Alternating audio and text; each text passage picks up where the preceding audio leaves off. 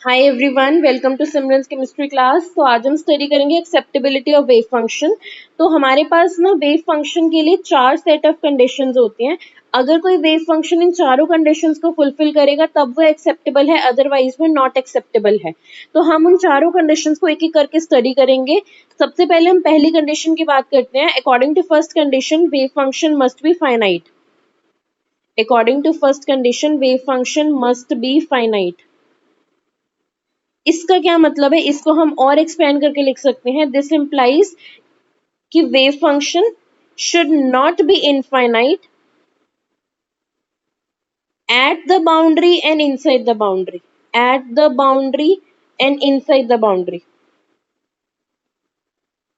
यानी कि बाउंड्री पर और बाउंड्री के अंदर, inside the boundary wave function को फाइनाइट होना चाहिए। राइट यानी कि इस अगर ऐसा ना हो, सपोज वेव फंक्शन इनफाइनाइट हो गया बाउंड्री पे या फिर इनसाइड द बाउंड्री, किसी भी कंडीशन पे वेव फंक्शन इनफाइनाइट हो गया, तो इसका मतलब क्या है कि जो हमारी वैल्यू ऑफ ऑब्जर्वेबल है वो या तो जीरो हो जाएगी या इनफाइनाइट हो जाएगी, विच इज नॉट पॉसिबल। क्योंकि हमारा अल्टीमेट गोल क्या है, हमारा अल्टीमेट गोल है वेव फंक्शन से अपनी ऑब्जर्वेबल की वैल्यू निकालना, यानी कि आइगन वैल्यू निकालना from wave function. This is our goal. तो वेव फंक्शन वही एक्सेप्टेबल होगा जो कि बाउंड्री पे, बिकॉज हम वेव फंक्शन को एक लिमिट्स में डिफाइन करते हैं। तो उस लिमिट्स में ना, या सपोज मेरे पास ये बाउंड्री है ए बी, तो बाउंड्री पे और इनसाइड द बाउंड्री हमारे पास वेव फंक्शन फाइनाइट होना चाहिए, इनफाइनाइट नहीं होना चाहिए। राइट तो इसको हम एक एग्जांपल से देखते हैं। सपोज मेरे पास एक वेव फंक्शन है एक्स इनवर्स और लिमिट्स दी हुई है माइनस इन्फिनिटी टू इन्फिनिटी। तो हमें चेक करना है कि वेव फंक्शन एक्सेप्टेबल है या नहीं है। तो हम सबसे पहले बाउंड्री कंडीशन लगा के देखते हैं। सबसे पहले हमने देखा माइनस इन्फाइनाइट पे। सो माइनस इन्फाइनाइट पे हमारे पास वैल्यू क्या आएगी, minus one upon infinity mean zero, यानी कि हमारे पास क्या आ रही है, एक फाइनाइट वैल्यू आ रही है।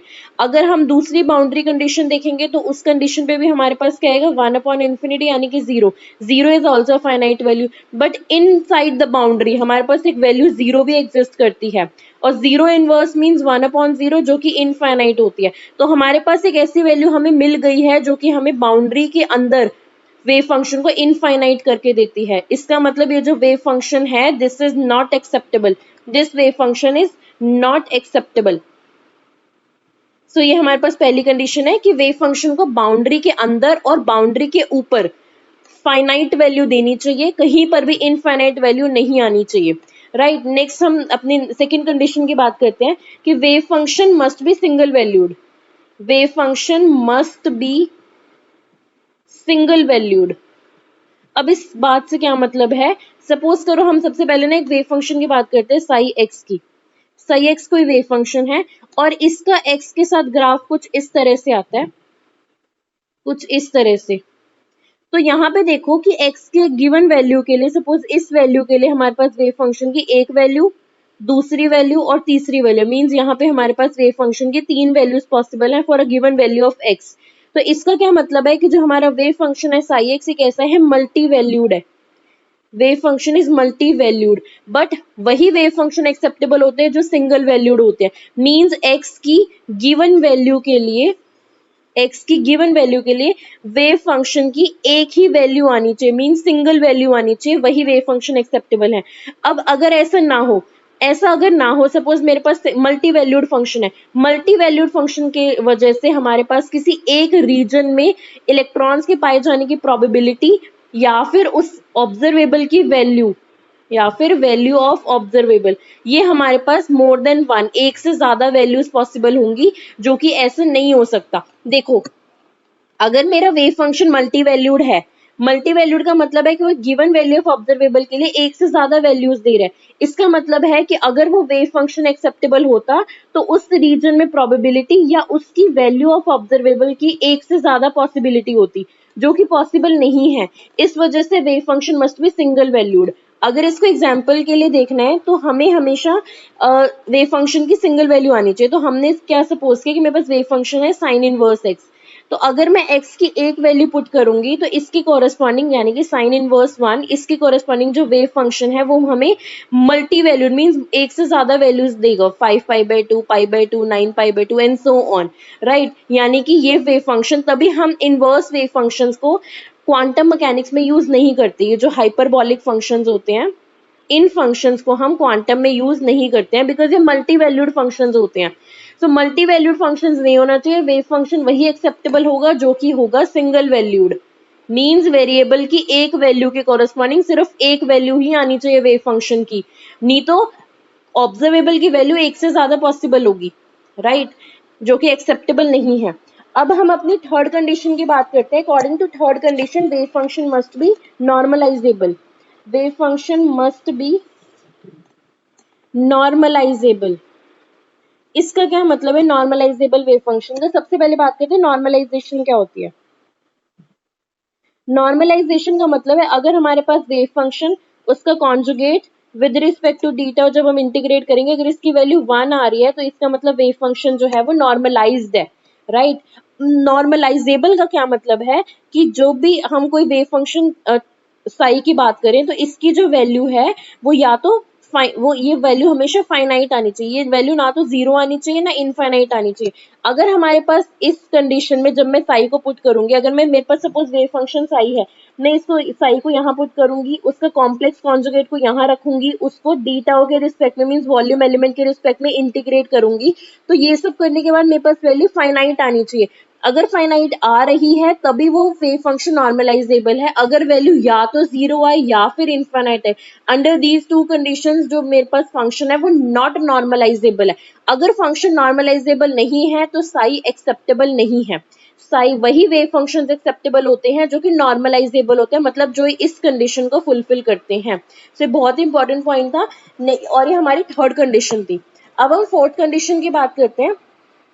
According to fourth condition, function और उसका first derivative, wave function and its first derivative must be continuous, first derivative must be continuous.